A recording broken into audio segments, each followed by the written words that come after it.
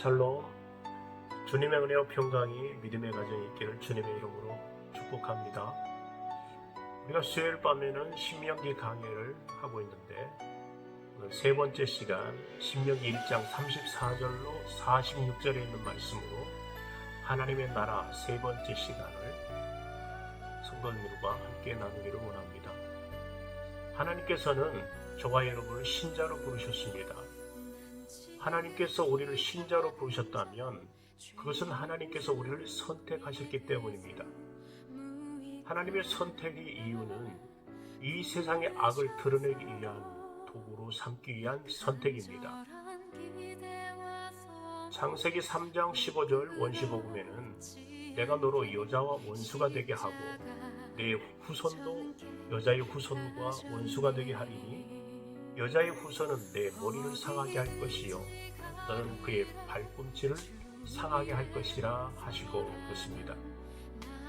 아담이 죄를 지은 후에 땅은 여자의 후손과 뱀의 후손, 이 후손의 전쟁터로 이렇게 변하게 되죠. 그런데 문제는 누가 여자의 후손이고 누가 뱀의 후손인가 하는 점입니다. 뱀의 후손이라고 해서 정말 머리에 뿔이 나는 그런 표시가 있는 것도 아니고 또 여자의 후손이라고 해서 얼굴에 광채가 나면서 어떤 표가 있는 것도 아닙니다. 그래서 하나님의 일은 세상의 뱀의 후손, 즉 악의 정체가 어떤 것인가를 드러내는 쪽으로 진행을 합니다. 그 일이 바로 가인과 아벨의 사건을 통해서 우리에게 말씀해주고 있죠. 하나님께서 가인과 아벨의 제사를 차별을 두고 대하시는 것이 아니라 가인과 아벨의 제사를 기준으로 두는 것이 아니라 선택은 오직 하나님께 달려있는 것입니다. 그런데 가인은 자신의 가능성을 두고 있었습니다. 그래서 자기 제사를 받지 않으시는 하나님께 반발해서 동생 아벨을 돌로 쳐 죽이는 최초의 살인극이 나오게 되죠. 여기서 우리는 선택된 자와 선택되지 않는 자, 즉 여자의 후손과 뱀의 후손의 모습을 특징지어서 볼 수 있는데 그것은 바로 선택된 자에게는 의의가 없다는 것을 보여주는 반면에 선택되지 않는 자는 자기 자신에게도 의를 보일 수 있는 가능성이 있음에 대해서 기대를 걸고 살아가게 되는 것입니다. 그래서 하나님이 인간을 선택하신다는 문제에 대해서 반발하는 세력들이 나오게 되죠. 그들은 인간에게 대해서 가능성이 있음을 인정해 달라고 하는 것입니다. 선을 행할 가능성이 있고 노력하면 얼마든지 하나님의 마음에 들 수 있다라고 하는 그런 존재의 힘을 알아달라고 하는 거죠. 때문에 그들은 인간의 무능한 존재라는 말을 듣기 싫어합니다. 이것이 바로 악의 모습이죠. 그래서 이런 악에 의해서 만들어진 거짓된 신은 바로 인간의 노력과 그리고 정성, 행동에 대해서 칭찬해주고 거기에 대해서 합당한 상을 내려주는 우상으로 존재하게 되는 것입니다. 하나님이 우리를 신자로 선택하시고 부르시는 것은 바로 이 세상의 악을 나타내라고 의도하는 것이죠. 그래서 하나님으로부터 부름받은 신자의 할 일은 내게는 의의가 없음을 고백하면서 오직 하나님의 은혜로부터 주어지는 그 의 때문에 생명을 얻을 수 있음에 감사하고 그 은혜를 노래하고 찬양하며 나아가는 것, 이게 바로 부름받은 신자의 역할인 것입니다. 그런 신자를 통해서 세상에서 자기의 의를 드러내고 그리고 또한 인간의 노력과 정성을 가지고 하나님이 기뻐하시는 일을 만들어내려고 하고 자기 열성으로 의로움을 치장하려는 그런 인간의 정신이 곧 악의 모습인 것으로 성경은 선언합니다. 즉 선택은 나의 구원을 위한 선택이 아니라 바로 하나님의 일을 위한 선택이라는 것입니다. 이것이 바로 우리가 이해해야 될 몫이죠. 그러나 우리가 이것을 이해하지 못한다면 교회를 나오고 예배를 드리고 또 기도를 하면서 하나님을 찾게 된 것을 가지고 이것으로 다 끝나버린 것으로 여겨지게 됩니다. 그리고 남은 것은 이제 종교 생활을 하면서 세상에서 편히 사는 것이라고 생각을 합니다. 이런 자들에게 1장 35절에 보면 이 악한 세대 사람들 중에는 내가 그들의 조상에게 주기로 맹세한 좋은 땅을 볼 자가 하나도 없으리라고 합니다. 오늘 본문은 여호수아와 그리고 제2세대의 선악을 분별하지 못하는 아이들을 제하고는 약속의 땅에 들어가지 못한다라고 말합니다. 왜냐하면 하나님은 지금 이스라엘을 악한 세대의 사람이라고 말씀하고 있기 때문이죠. 여기서 악한 세대란 하나님이 하시는 일을 생각하지 아니하고 자기의 상식과 그리고 인생의 경험을 토대로 해서 가능성을 판단하는 것을 말합니다. 그래서 이스라엘은 자신의 상식과 경험을 가지고 약속의 땅에 들어갈 수 있는 여부로 판단하게 되죠. 이것이 바로 악한 세대의 모습이라고 성경은 말씀하고 있습니다. 그래서 이스라엘은 하나님의 은혜로 살아온 사람들이죠. 즉 지금까지 지내온 그들의 상식과 경험에서가 아니라 오직 하나님의 은혜였습니다. 애굽에서 나오고 홍해를 건너고 만나를 먹고 수십 년 동안 다녀도 의복이 헤어지지 않냐고 발이 부르트지 않는 것은 결코 그들의 상식과 경험에서 나오는 것이 아니라 오직 그런데 그들은 여호수아 갈렙을 제하고서는 지금까지 지내온 힘을 하나님의 은혜로 여기지 않았습니다. 그렇기 때문에 가나안 땅을 앞에 두고 그들의 자신들의 상식과 경험을 앞세우면서 판단하고 있는 거죠. 이것이 바로 악한 세대의 모습이고 죄였기에 하나님께서 약속의 가나안 땅에 들어가지 못하도록 하신 것입니다. 그렇다면 오늘 저와 여러분에게도 한번 적용을 해본다면 우리는 은혜를 말하면서도 우리에게도 아직도 가능성을 두는 것이 무엇입니까? 내가 열심히 노력하니까 천국에 들어갈 수 있다고 자신만만해하고 또 열심히 없으니까 천국에 갈 수 없다라고 불안해하는 것은 하나님의 은혜를 모르는 자들이 하는 거죠. 그들은 지금껏 자기 자신의 힘으로 종교 생활을 해왔기 때문이죠. 지금까지의 믿음이 오직 하나님의 은혜였음을 아는 신자는 천국을 앞에 두고 자기 자신의 상식과 경험 그리고 열심을 토대로 해서 천국의 여부를 생각하지 않을 것입니다. 우리 모두는 다 악한 사람이에요. 그 무엇도 믿음의 대상이 될 수 없습니다. 오직 하나님의 은혜만을 의지할 뿐이죠. 이것이 악한 세대 속에서 하나님의 나라에 가는 그런 신자의 모습입니다.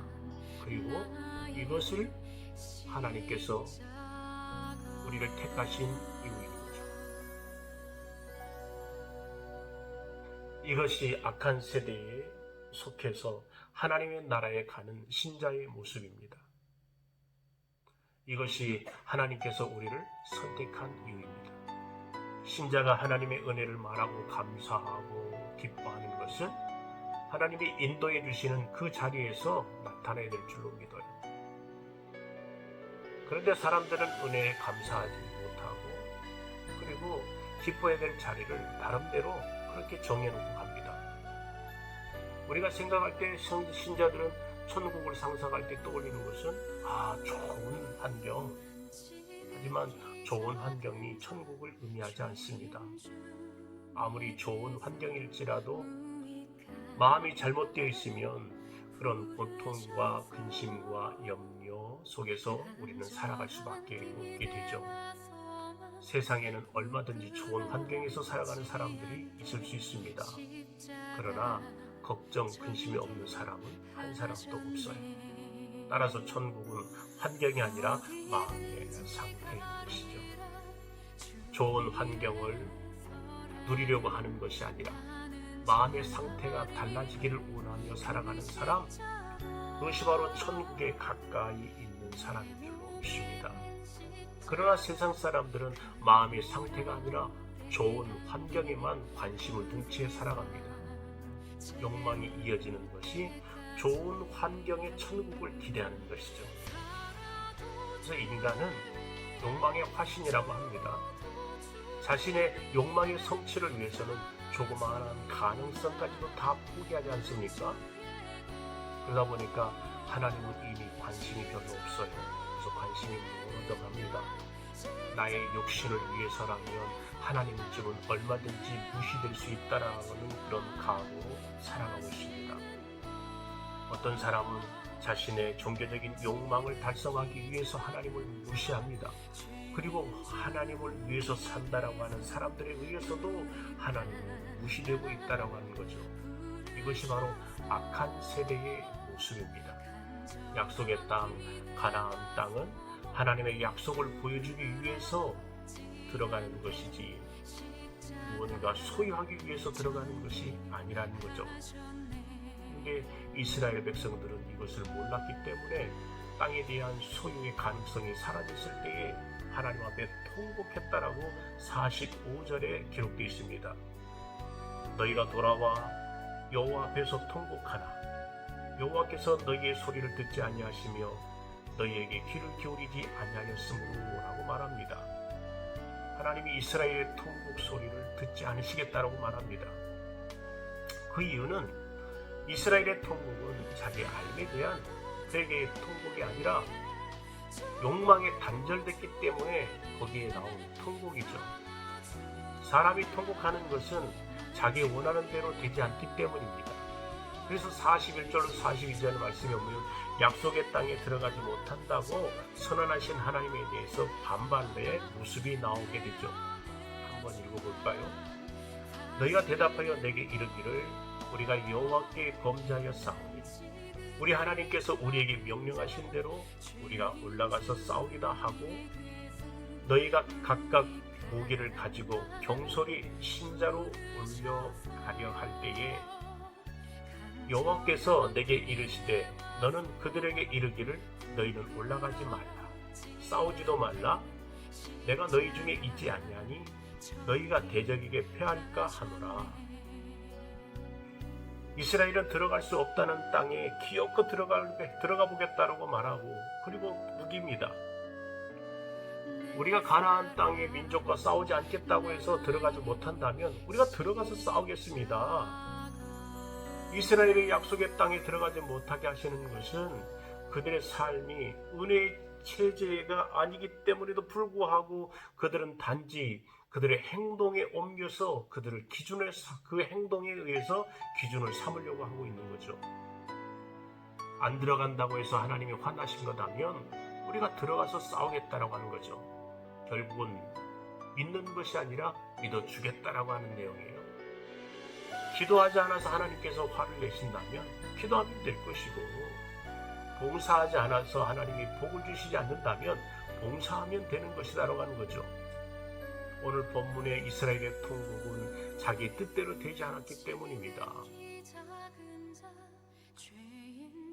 애당초 세상 일은 우리의 마음대로 되지 않습니다.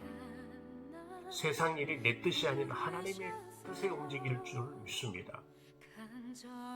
세상 일은 하나님의 뜻대로 움직여야 한다는 것이 우리의 생각이라면 내 뜻대로 되지 않는다고 한다 할지라도 슬퍼하거나 그리고 낙심하지 말아야 합니다. 왜냐하면 내 뜻이 무너지는 그 순간 하나님의 뜻이 세워지기 때문입니다. 그런데 인간의 본질은 하나님께 순종하지 않게 되어 있습니다. 때문에 하나님이 만들어준 상황에 대해서도 전혀 인정을 하지 아니하고 원망하며 또 울면서 세상을 살아갑니다. 사랑하는 여러분, 하나님의 나라는 우리 힘으로 가는 나라가 아닙니다. 이것을 아신다면 이제부터라도 내 뜻과 내 힘으로가 아닌 하나님의 은혜로 살아가는 삶을 보여주는 것입니다. 그래서 이전의 삶보다 이후의 삶이 복된 삶이 되어야 되는 거죠. 다시 말해서 전의 삶을 살았던 모습과는 이제는 좀 달라져야 하는 것입니다. 그래서 우리를 통해서 악한 세대의 악이 무엇인가를 보여주는 삶이 되어야 한다는 거죠. 이를 위해서 우리는 지금까지 지내온 것이 내 힘이 아닌 하나님의 은혜였음을 잊지 말고 앞으로 남은 인생도 하나님의 은혜를 따라 살기로 작정하시기를 주님의 이름으로 축복합니다. 그리고 현재 주어진 환경이 하나님의 은혜 안에서 나에게 주어진 이름을 알고 거기에 순종하는 자가 되게 해달라고 기도하는 거죠. 그럴 때에 저와 여러분의 입에서는 통곡이 아니라 기쁨과 감사와 노래와 외침이 나오게 될 것입니다. 이것이 바로 우리를 향한 하나님의 뜻이고 하나님의 나라는 이런 신자들이 들어가게 될 것입니다.